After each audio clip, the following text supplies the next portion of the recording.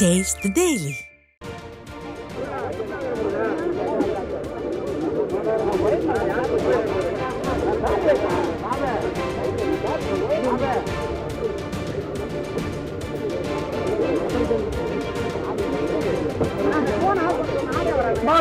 Drone கொஞ்சம் of பண்ணி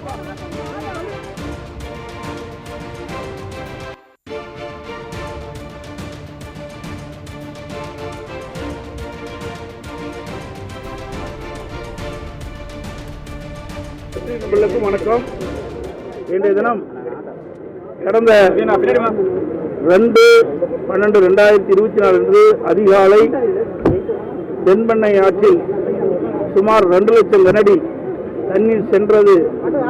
அந்த நேரத்தில் திருவண்ணாமலை மாவட்டம் தண்டராம்பட்டி ஒன்றியம் அகரம் பள்ளிப்பட்டு தொண்டமானூர் கிராமங்களை இணைக்கும் தென்பெண்ணை ஆற்றின் குறுக்கே நெடுஞ்சாலைத்துறையால் கட்டப்பட்ட புதிய பாலம் தண்ணீரால் அடித்துச் செல்லப்பட்டுள்ளன. இந்த பாலத்துடைய மதிப்பு 16 கோடி ரூபாயில் கட்டப்பட்ட பாலம். இந்த பாலத்தில் கட்டுகின்ற பொழுது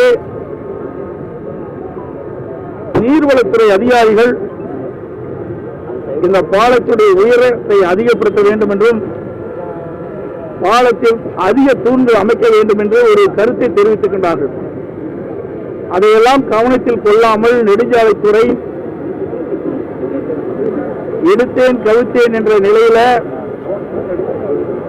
இந்த தென்பெண்ணை ஆற்றில் இதற்கு முன்பு அதிகபட்சமாக எவ்வளவு வெள்ள நீர் சென்றது என்றெல்லாம் கணக்கிடாமல் அவசர கோலத்தில் இந்த பாலத்தை கட்டியதன் விளைவு கடந்த 2ஆம் தேதி அதிகாலை தென்பெண்ணை ஆற்றில் அதிக வெள்ளம் சென்ற பொழுது இந்த பாலம் அடித்துச் செல்லப்பட்டிருக்கிறது. 1972ஆம் ஆண்டு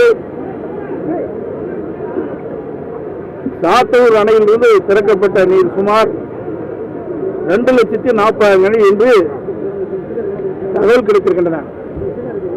தென்பெண்ணை ஆற்றில் 1972ஆம் ஆண்டு 2,40,000 கனஅடி தண்ணீர் சென்று கொண்டிருக்கின்றது.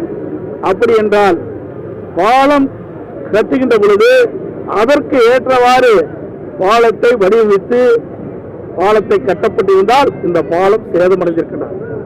ஆனால் இந்த பாலம் கட்டுகின்ற பொழுது அவருடைய திட்டம் பால வடிவமைப்பு சுமார் 1 லட்சம் கனஅடிக்குள் தண்ணீர் செல்கின்ற அளவிற்கு தான் இந்த பாலத்தை வடிவமைத்து கட்டுகின்றார் என்று செய்தி. அதேதான் இந்த பாலம் பெரும் வெள்ளத்தால் இந்த பாலம் அடித்து செல்லப்பட்டது. முழுக்க அரசினுடைய குறைபாட்டின் காரணமாக, துறையினுடைய குறைபாட்டின் காரணமாக மக்களுடைய வரிப்பணம் வீணாக்கப்பட்டிருக்கிறது.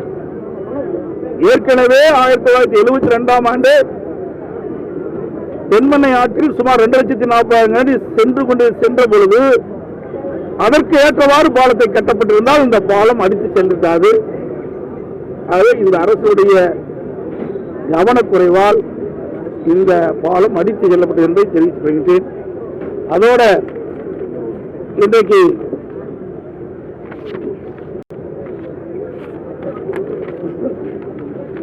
பொதுப்பணித்துறை அமைச்சர் சில கருத்தை சொல்லியிருக்கிறார். அதிமுக ஆட்சியில 7 பாலம் உடைந்ததாக ஒரு தவறான பொய்யான செய்தியை வெளிப்படுத்தியிருக்கிறார். அது உண்மையல்ல. அது 7 பாலம் அதிமுக ஆட்சியில் உடைந்திருக்கின்ற செய்தி சொல்லிவிட்டு 4 பாலத்துடைய உயரம் தான் சொல்லியிருக்காரு. அந்த 4 பாலம் உண்மையல்ல. அவர் வெளியிட்ட செய்தி தவறான செய்தி. விழுப்புரம் தலவானூர் பாலம் சொல்றாரு. அது பாலம் அல்ல, தடுப்பணை. அந்த தடுப்பணை அதிமுக ஆட்சியில் கட்டப்பட்டது. தடுப்பணையின் 2 பக்கங்களிலும் மண்கரை இருந்தது. அந்த மண்கரை அடித்து செல்லப்பட்ட காலத்தினால் அந்த பாலம் தண்ணீர் தேக்க முடியாத ஒரு சூழ்நிலை இருக்குது. இன்னும் தடுப்பணை அப்படியே இருக்குது. தடுப்பணை எந்த பாதிப்பும் இல்லை.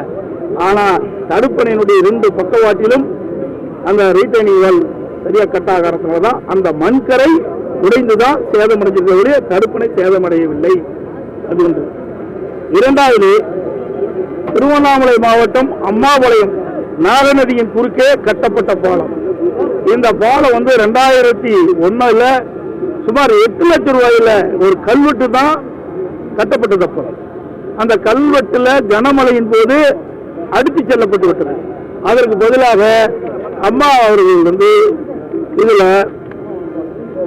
நாகநதியின் குறுக்கே கிட்டத்தட்ட பிரம்மாண்டமான பாலத்தை கட்டி 9/10/2012 திறக்கப்பட்டுகிறது.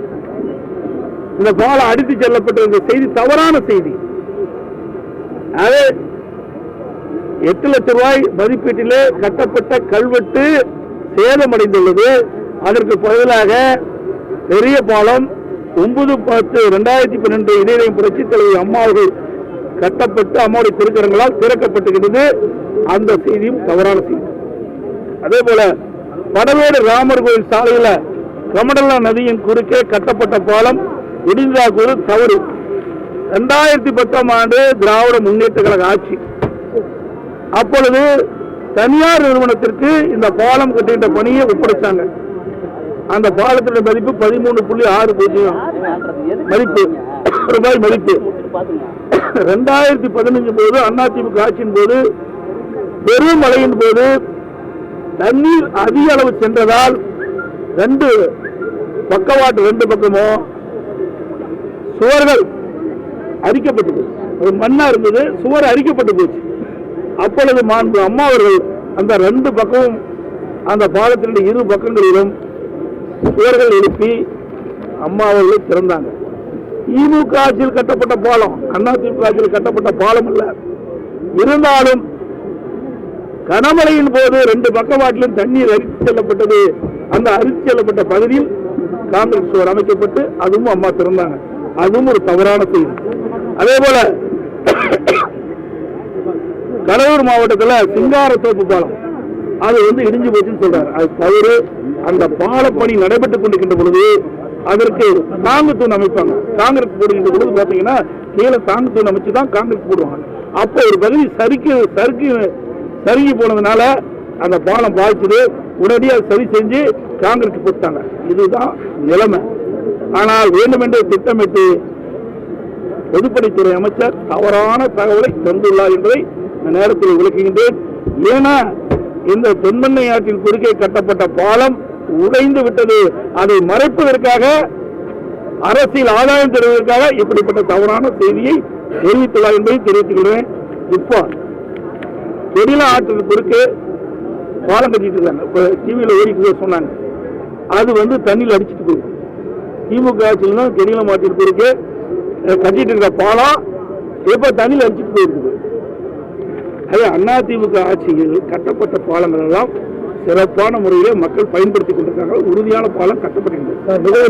செம்பரம்பாக்கத்தை விட இதோட கம்மியாக அதோட திட்டமிட்டு படிப்பதாக தந்துவிட்டால் ஒரு குற்றச்சாட்டு. அதாவது செம்பரம்பாக்கம் என்பது ஒரு தவறான செய்தி. தயவு செய்து ஊடகங்களை பத்தி புரிஞ்சுக்கீங்க. உங்களுக்கு நான் திருப்பி சொல்லியாச்சு. செம்பரம்பாக்கம் அது ஏரி, சாத்தனூர் டேம், சாத்தனூர் அணை.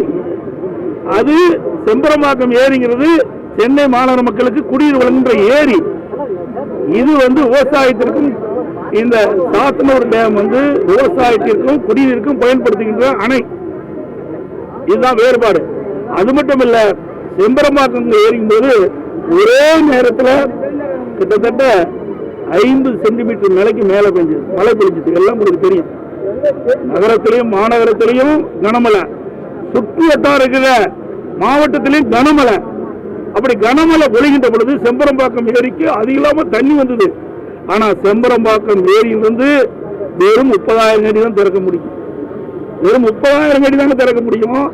ஆனா திமுக எதிர்க்கட்சியாக இருக்கின்ற பொழுது அரசியல் ஆதாயம் தேடுவதற்காக லட்சக்கணக்கான கனடியை செம்பரம்பாக்கம் ஏரியில திறந்துவிட்டு சென்னை மாநகரில் பாதிக்கப்பட்ட என்ற ஒரு தவறான செய்தியை பதிவு செஞ்சுட்டு இருக்கிறாங்க.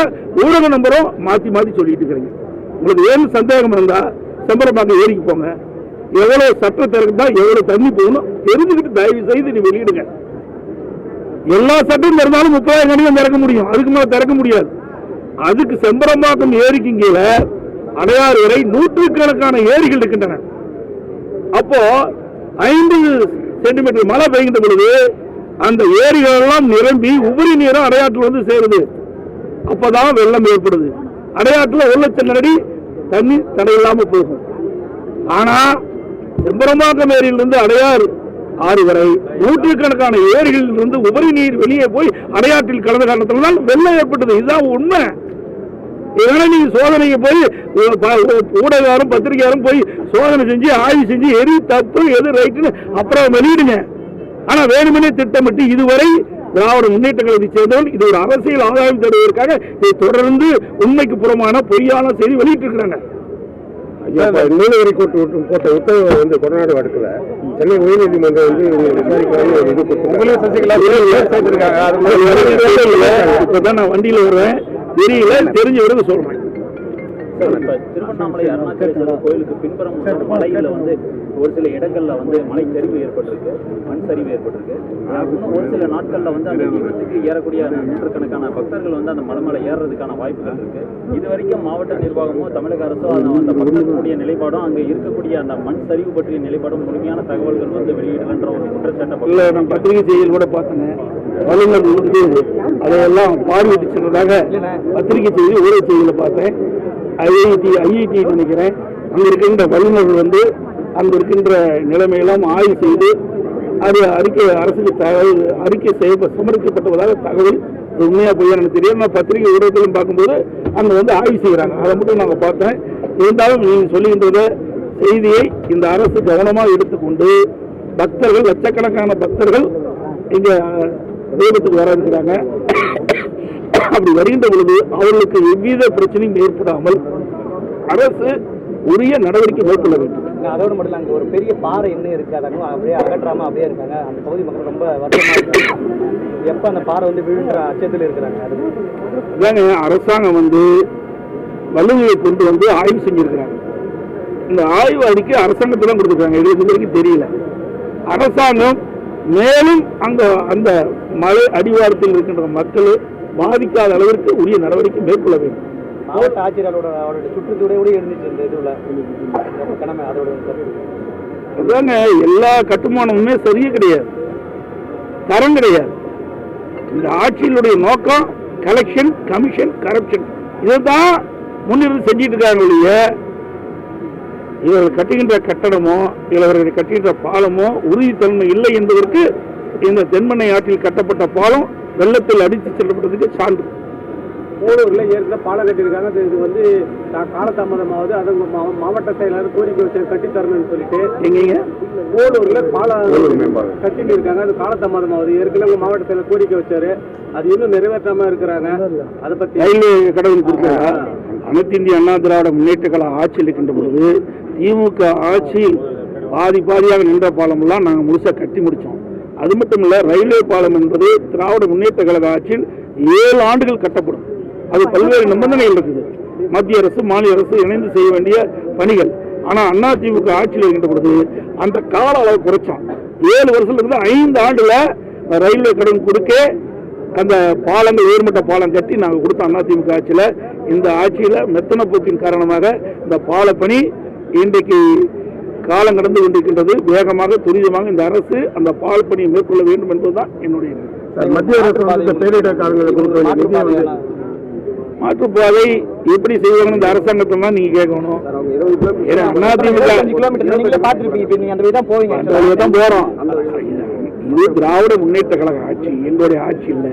எங்களுடைய ஆட்சி வருகின்ற பொழுது நிச்சயமாக அழகாக அற்புதமாக அருமையான பாலம் கட்டப்படும். நல்லா பாருங்க, அதிமுக ஆட்சியில மிகப்பெரிய திட்டங்கள் எல்லாம் மிகப்பெரிய நிறுவனத்தை கொடுத்தோம். முக்கொம்பு எல்என்டி கொடுத்தோம், அத்திக்கடை அவனாசி திட்டம் எல்என்டி கொடுத்தோம், அதே போல 100 ஏரி திட்டம் பெரிய நிறுவனத்துக்கு தான் கொடுத்தோம். எல்லாமே பெரிய பெரிய நிறுவனத்துக்கு கொடுத்து ஒரு பெரிய நிறுவனத்தை கொடுக்கின்ற பொழுதுதான் அவர்களுக்கு அனுபவம் வாய்ந்த பொறியாளர்களை வைத்து அவர்கள் அந்த பணியை செய்கின்ற பொழுது இப்படிப்பட்ட நிகழ்வுகள் ஏற்படாது. ஆனா திமுக ஆட்சியில் அப்படி அல்ல. அவர்களுக்கு யார் வேணும்? அவர் நல்லா கட்டுவாங்களா, பாலம் கட்ட மாட்டாங்க கூட தெரியாது. அப்படியே கலெக்ஷன், கமிஷன், கரப்ஷன்ல போயிட்டாங்க. அதனால இந்த பாலம் உடைஞ்சிருக்கு. மத்திய அரசு வந்து கொடுக்காம இருக்கின்ற மாதிரி ஒரு செய்தி வந்து அதை எப்படி பாருங்க? அது மத்திய அரசு பொறுத்தவரைக்கும் காங்கிரஸ் ஆட்சியா இருந்தாலும் சரி அல்லது பாரதிய ஜனதா ஆட்சிக்கு இருந்தாலும் சரி, எந்த ஆட்சியா இருந்தாலும் பேரிடர் நிவாரண நிதி தமிழ்நாட்டிலிருந்து கேட்டா உடனடியாக விடுவிப்பதே கிடையாது. 1000 கோடி கேட்டா 10 கோடி கொடுப்பாங்க. இதுதான் கடந்த காலத்துடைய நிலைமை. அது திராவிட முன்னேற்ற கழக ஆட்சியிலும் சரி, அதிமுக ஆட்சியிலும் இப்படித்தான் இருக்குது. அது மட்டும் இல்ல, திராவிட முன்னேற்ற கழகம் மத்தியிலையும் ஆட்சி இருந்தாங்க, மாநிலத்திலும் ஆட்சி இருந்தாங்க. அப்பொழுதும் இப்படி பேரிடர்கள் வருகின்ற பொழுது நிவாரண நிதி அவர்கள் ஆட்சி அதிகாரத்தில் அங்க வைக்கல, காங்கிரஸ் ஆட்சியிலே சரியான நிவாரணம் கொடுக்கல. இப்போ புயலால புயல் மழையால ஒரு 10க்கும் மேற்பட்டவர் குழந்தைங்களும் பெரியவங்களும் இறந்திருக்கிறாங்க. அவங்களுக்கு ஆளுங்கட்சி போய் பார்க்கல, எதிர்கட்சி நீங்களாவது போய் பார்த்துக்கலாம். பார்க்க போறோம். இப்ப நாங்க போய் பார்க்கிறோம். அந்த குழந்தைகள்லாம் வரவழைச்சு அதுக்கு தேவை நிதியும் கொடுக்கிறோம். அதிமுக சார்பாக இறந்த குடும்பத்திற்கு குடும்ப நிதியாக 1 லட்சம் ரூபாய் கொடுக்கிறோம். எல்லாம் கொண்டாந்துருக்கிறோம், கொடுப்போம். எங்களுடைய மாவட்ட செயலாளர்கள், முன்னாள் அமைச்சர்கள் இங்கேயே இருந்து அந்த பணியெல்லாம் பார்த்தாங்க. உங்களுக்கு எல்லாமே தெரியும், இங்க இருக்கிற ஊடகங்கள் அத்தனை பேருக்கும் தெரியும். திரு கிருஷ்ணமூர்த்தி இருந்தாரு, முன்னாள் அமைச்சர் ராமச்சந்திரன் இருந்தாரு.